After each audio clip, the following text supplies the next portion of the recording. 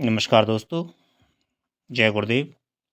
और अपने गुरु चरणों का ध्यान करते हुए और श्री गणेश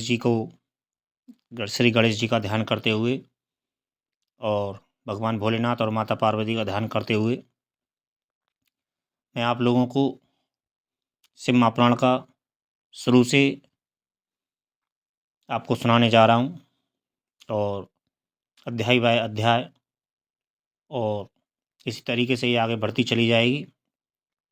और सर्वप्रथम श्री शिव महापुराण एक ऐसा पुराण है जिसे पुराणों का तिलक कहा जाता है, और चौथा प्राण बतलाया जाता है। मैं कोई प्रोफेशनल वक्ता नहीं हूँ, मेरा तो अध्ययन चल रहा है और एक बार मैंने पूरी पढ़ ली है, फिर दोबारा उसको पढ़ रहा हूँ। और मेरे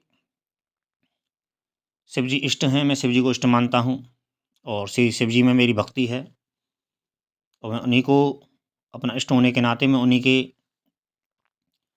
ध्यान में रहता हूँ। प्रथम तो वैसे तो मुख्य गुरु भक्ति ही कही जाती है और गुरु भक्ति ही सर्वोपरि है। ऐसा ही शिव कहते हैं कि ईश्वर को यदि जानना है तो गुरु भक्ति अनिवार्य है, क्योंकि कोई भी सीधा भगवान तक नहीं पहुंच सकता है। किसी में इतनी सामर्थ्य नहीं है, क्योंकि ना भगवान की हम लीला को जानते हैं, ना भगवान के स्वरूप को जानते हैं, ना भगवान के ज्ञान को जानते हैं, और ना भगवान के हम शब्दों को जानते हैं। वो 24 घंटे हमारे इर्द गिर्द रहता है, लेकिन ना हम उसकी वाणी को समझ पाते हैं, ना हम उसके इशारे को समझ पाते हैं, और ना ही हम उसकी लीला को ही समझ पाते हैं। तो हमें सर्वप्रथम यदि भगवान को जानना है तो हमें गुरु भक्ति अनिवार्य है। और जब तक गुरु प्रसन्न नहीं होगा, हमको भक्ति की सिद्धि प्राप्ति नहीं होगी। और गुरु प्रसन्नता, ऐसा शिव जी कहते हैं शिव संहिता में कि गुरु प्रसन्नता ही ईश्वर की प्रसन्नता है, और यदि गुरु प्रसन्न हो गए तो ईश्वर सदा ही प्रसन्न हो जाते हैं। ईश्वर को हमें अलग से प्रसन्न नहीं करना पड़ता है। तो यदि हमको भगवान को जानना है तो हमें गुरु भक्ति का शरण लेनी पड़ेगी, और गुरु भक्ति की जब तक हम शरण नहीं लेंगे, जब तक हमारे जीवन में कोई सदगुरु नहीं आएगा, जब तक वो हम पर अपनी कृपा दृष्टि नहीं डालेगा, तो हमें भगवान को समझना बड़ा कठिन है। और जबकि भगवान एक ऐसी सहज वस्तु है जो हर किसी को प्राप्त है और हर किसी के लिए हमेशा तत्पर रहता है। तो भगवान को समझने के लिए सर्वप्रथम तो हमें उसकी लीला गुण भक्ति श्रवण करनी चाहिए। और भी कई अंग होते हैं साधना के, और ज़्यादा तो घर में कोई बड़ा ज्ञानी तो खैर नहीं हूँ, लेकिन छोटा मोटा एक भक्त हूँ। अब जैसा भी हूँ, टूटा हूँ फूटा हूँ, तो आप लोगों के सामने, तो मैं शिव महापुराण को आप लोगों के सामने शुरू से आरंभ कर रहा हूँ। और यदि मुझसे कोई शब्दों में त्रुटि हो तो मुझे क्षमा करना।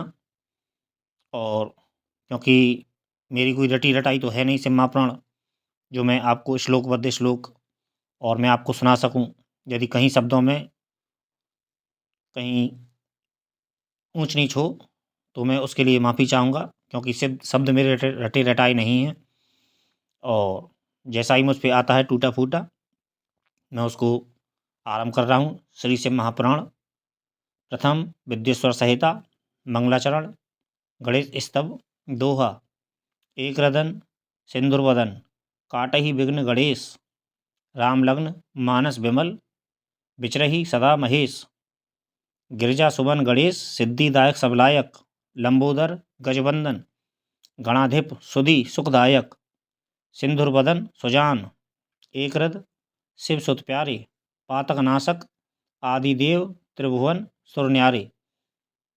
विश्वबंध मंगलकरण दुर्बुद्धि तिमिर दिनेश जय, राम लग्न बिनवत परम नासहु कलुष कलेश भय।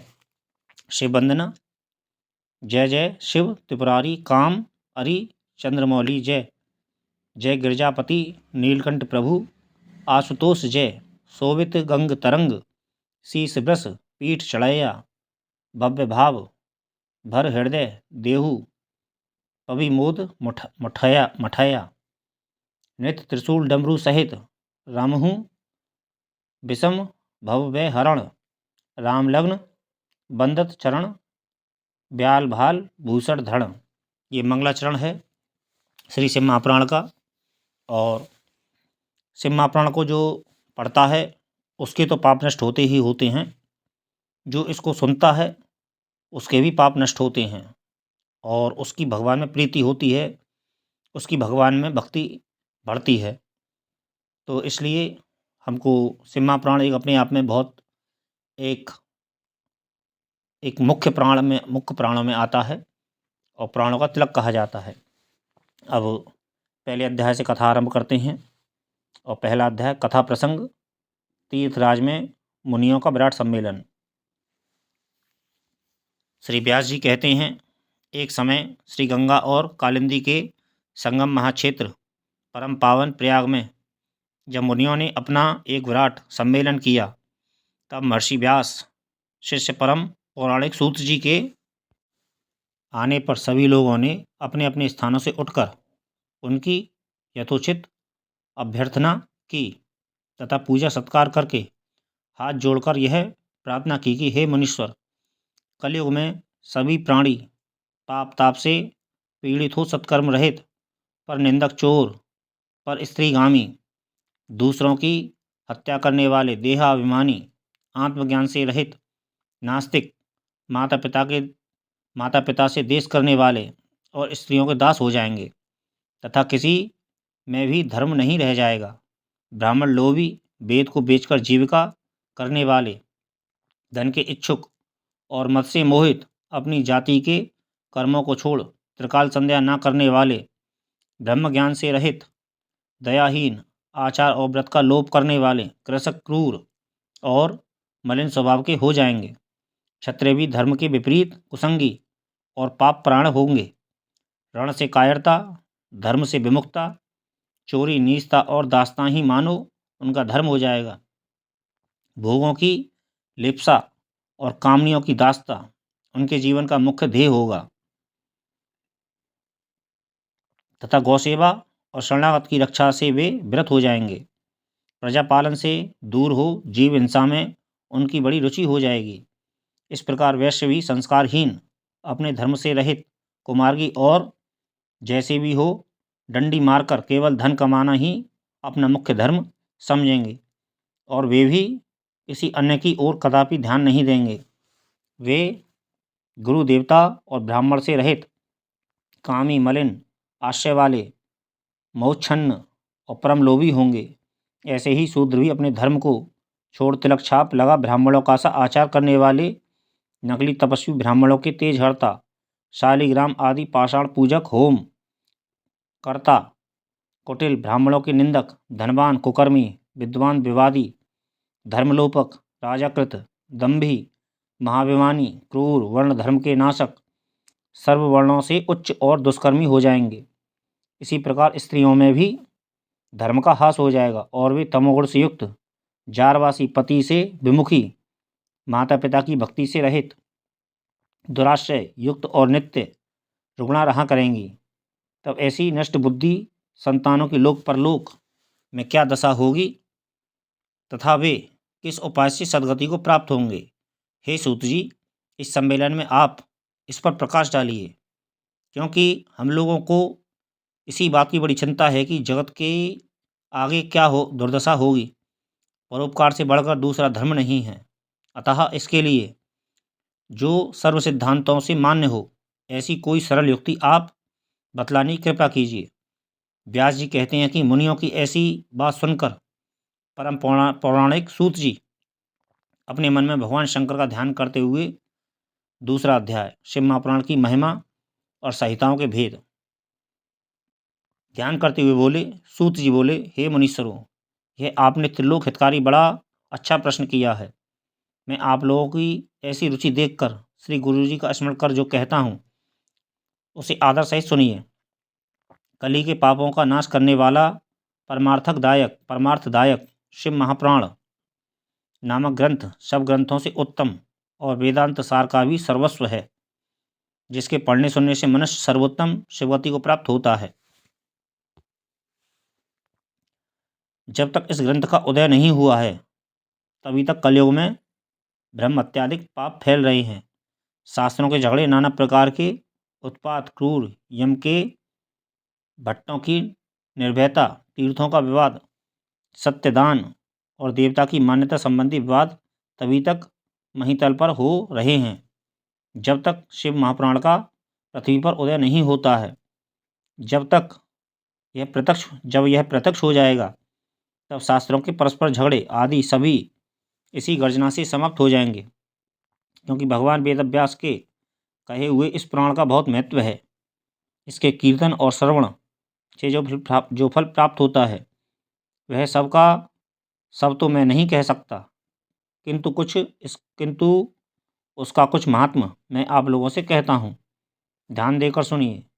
इसमें अपनी ओर से कुछ नहीं कहूँगा, जो व्यास जी ने कहा है वही कहूँगा। व्यास जी ने कहा है, यदि शिव महापुराण का एक या आधा श्लोक भी कोई पढ़ेगा तो वह पाप से छूट जाएगा, और यदि सावधानी से संपूर्ण पढ़े तो जीवन मुक्त हो जावे, और इसके अनुसरण आचरण करे तो एक एक दिन में एक एक अश्वमेघ का फल पावेगा। यदि कोई दूसरे श्री शिव महापुराण की पूजा कर दे तो वह सब देवताओं की पूजा के समान फल प्राप्त करे, इसमें कोई संदेह नहीं है, क्योंकि शिव संहिता नामक इस सुधा को स्वयं श्री शिव भगवान ने उपनिषद रूपी समुद्र को मथ कर उसमें से निकाला है।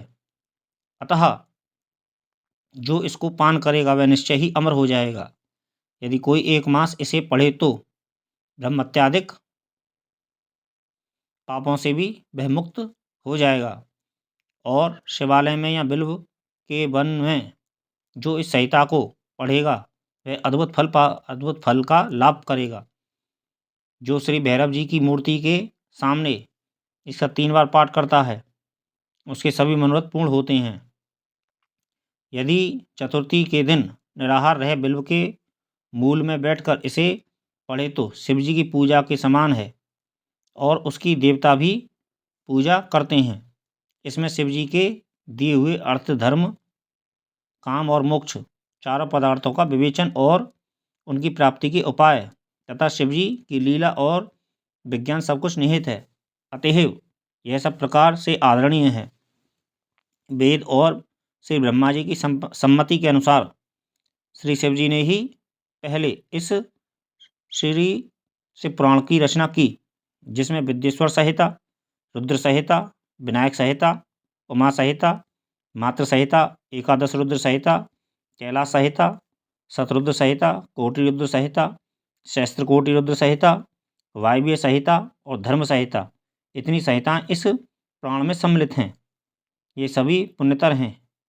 इनमें 1 विद्येश्वर, 2 रुद्र, 3 विनायक, ये तीनों संहिताएं 10-10 हजार तथा उमा और मातृ ये दोनों 8-8 हजार, और एकादश रुद्र संहिता 13 हजार, कैलाश संहिता 6 हजार, शतरुद्र 3 हजार, कोटि रुद्र 9 हजार, सहस्त्र कोटि रुद्र 11 हजार, वायव्य संहिता 10 हजार और धर्म संहिता 12 हजार। कुल 1 लाख श्लोकों का यह शिव पुराण है, परंतु इसे शिव जी ने अब केवल 24 हजार का ही सबके लिए रख दिया है, और पुराणों में यह चौथा पुराण कहा जाता है। परंतु अब इसमें 7 संहिताएं ही प्रधान हैं, अन्यथा सृष्टि के आरंभ में शिव जी ने इसे 100 करोड़ श्लोकों में कहा था। अब यह 24 हजार संख्याओं वाला शिव पुराण केवल इन 7 संहिताओं में ही शेष रह गया है, यथा विद्येश्वर संहिता, रुद्र संहिता, शतरुद्र संहिता, श्री कोटि रुद्र संहिता, श्री उमा संहिता, श्री कैलाश संहिता और वायव्य संहिता। जो इस सप्त संहिता युक्त श्री शिव महापुराण को आधा सहित पूरा पढ़ेगा वह जीवन मुक्त हो जाएगा। यह सब प्राणों का तिलक और सब जीवों का कल्याण दाता है। इसमें वेदांत और विज्ञान सब कुछ पूर्ण रूप से निहित है। इसे परमादर से पढ़ने वाला शंभु प्रिय हो परम गति का लाभ करता है। 3रा अध्याय, मुनियों को ब्रह्मा जी का उपदेश। श्री व्यास जी बोले, सूत जी के ऐसा कहने पर उन समस्त ऋषियों ने कहा, हे महामुनि सूत जी, यदि आप हमें अद्भुत वेदांत सार महाशिवपुराण सुनाते तो बड़ी कृपा होती। मुनियों से ऐसा सुनकर शिव जी का स्मरण करते हुए सूत जी प्रसन्न होकर बोले, अच्छा तो अब आप लोग इस अनामय शिव महापुराण को ही सुनिए, जो समस्त वेदों का सार है और जिसमें भक्ति, ज्ञान और वैराग्य तीनों का वर्णन है। हे ऋषियों, पूर्व समय में जब पुनः पुनः कल्पों का क्षय होता गया और उसके पश्चात जब इस कल्प का प्रादुर्भाव हुआ, तब सृष्टि संबंधी कार्यों के आरंभ होने पर षटकुलीन अर्थात 6 कर्मों के करने वाले उत्तम कुल के मुनियों में यह मतभेद उत्पन्न हो गया कि यह सबसे पर है या नहीं। तब इसके निर्णय के लिए वे लोग ब्रह्मा जी के पास गए। ब्रह्मा जी ने कहा, जो सबसे पहले उत्पन्न हुआ और जिसमें मन वाणी का कोई गम नहीं तथा जिससे ब्रह्मा, विष्णु, रुद्र, इंद्रादिक महाभूतों और इंद्रादि आदि से युक्त सारे जगत की उत्पत्ति होती है, वही सबसे पर है और वह सर्वज्ञ जगदीश्वर महादेव जी हैं, जो परम भक्ति से दिखाई पड़ते हैं, तथा रुद्रादि सभी देवता जिनके दर्शनों की अभिलाषा रखते हैं। अधिक क्या कहूँ, शिव जी की भक्ति से संसार का जल कट जाता है। उनके प्रसाद से भक्ति और भक्ति से ही उनके प्रसाद की प्राप्ति होती है। जैसे बीज से अंकुर और अंकुर से बीज की उत्पत्ति होती है अतः हे ब्राह्मण, आप लोग महादेव जी का प्रसाद पाने के लिए 1000 वर्ष का दीर्घ यज्ञ कीजिए, जिसमें शिव जी कृपा से आपको साध्य और साधन का ज्ञान होगा। इस पर मुनियों ने पूछा, हे सूत जी, यह साध्य और साधन क्या है? ब्रह्मा जी ने कहा, साध्य शिव पद है और साधन उनकी सेवा करना है, परंतु इसके लिए साधक को सर्वथा ही निष्प्रह होना चाहिए। जिस प्रकार वेद विधि से भगवान शिव की आराधना होती है, तब परमेश पद की प्राप्ति हो जाती है और जो जैसा करता है उसे वैसा फल प्राप्त होता है। इस संबंध में स्वयं शिव जी ने भी कई निर्देश दिए हैं। कानों से सुनना, वचन से कहना, मन से मनन करना भी एक महान साधन है, क्योंकि वे महेश्वर सर्वथा ही सुनने, कीर्तन करने और मनन करने योग्य हैं। अतः साधक साध्य तक पहुँचना हो तो साधन में डट जाना ही आवश्यक है। प्रत्यक्ष का ही विश्वास होता है। अतएव बुद्धिमान को चाहिए कि पहले गुरुमुख से श्रवण कर कीर्तन और मनन द्वारा शिव योग को प्राप्त होवे। संभव है कि साधन में पहले तो कुछ क्लेश प्रतीत हो, परंतु पीछे आनंद मंगल ही प्राप्त होता है। चौथा अध्याय, सनत कुमार व्यास संवाद। इस पर मुनियों ने पूछा, हे सूत जी, श्रवण और मनन क्या है तथा कीर्तन कैसे किया जाता है? ब्रह्मा जी ने कहा, ईश्वर के रूप, गुण, नाम और उनके विनाशों में उनकी पूजा और जप से रुचि बढ़ाना तथा निरंतर अपनी युक्तियों सहित अपने मन को उनके सम्मुख रखना मनन है, और श्री परब्रह्म महादेव जी अथवा शंभु भगवान के नाम का बारंबार जप करना कीर्तन है, तथा दृढ़ हो भगवत संबंधी शब्दों को कानों से सुनना और उसे चित्त में स्थिर करना श्रवण है। जब सत्संग में बैठकर भगवान महादेव जी कृपा से श्रवण और कीर्तन कर ले, तब उसका मनन करे, और वहीं सर्वोत्तम मनन है, जिससे आत्मा पवित्र हो जाती है। सूत जी बोले, हे मुनीश्वरों, इस पर साधन संबंधी मैं एक प्राचीन इतिहास आप लोगों को सुनाता हूँ, सावधान होकर सुनिए। एक समय जब सरस्वती नदी के तट पर मेरे गुरु पराशर पुत्र भगवान वेद व्यास जी तप कर रहे थे, तो सनत कुमार जी ने आकर उनके निकट बैठकर पूछा, हे भगवान, शिव जी तो प्रत्यक्ष ही सबके सहायक हैं, फिर आप ऐसा तप क्यों कर रहे हैं? व्यास जी ने उत्तर दिया, मुक्ति के लिए। इस पर सनत कुमार जी ने कहा, अवश्य, पहले मुझे भी ऐसा ही भ्रम हुआ था और मैं भी मंदराचल पर्वत पर जाकर तप करने लगा था, परंतु जब दयालु शिव जी की आज्ञा से नंदकेश्वर ने आकर मुझे यह बतलाया कि शिव जी के श्रवण, कीर्तन और मनन से मुक्ति प्राप्त हो जाती है, तब मेरा सारा भ्रम दूर हो गया। अतएव हे ब्राह्मण, आप भी ऐसा ही कीजिए। यह कहकर सनत कुमार जी चले गए। इस पर ऋषियों ने सूत जी से पूछा, जो श्रवण, कीर्तन और मनन नहीं करता, उस जीव की मुक्ति कैसे होती है तथा बिना यत्न किए भी वह कैसे मुक्त होगा?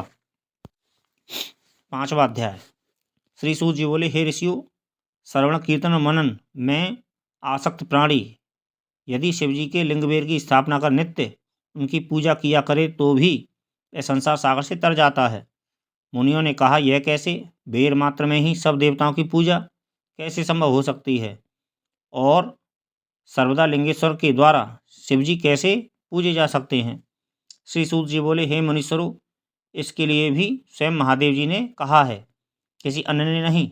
मैंने श्री गुरुमुख से यही सुना है कि एक शिवजी ब्रह्मरूप और निष्कल अर्थात कला रहित और कला सहित भी हैं। इस निष्कल में निराकार लिंग की प्रधानता है, परंतु वे सभी कलाओं से संयुक्त हैं, इसलिए शिव का साकार बेर स्वरूप भी हो जाता है और इस साकार और निराकार से ही शिवजी ब्रह्म संज्ञक भी हो जाते हैं। इसी से लोग उनके दोनों स्वरूपों की पूजा करते हैं।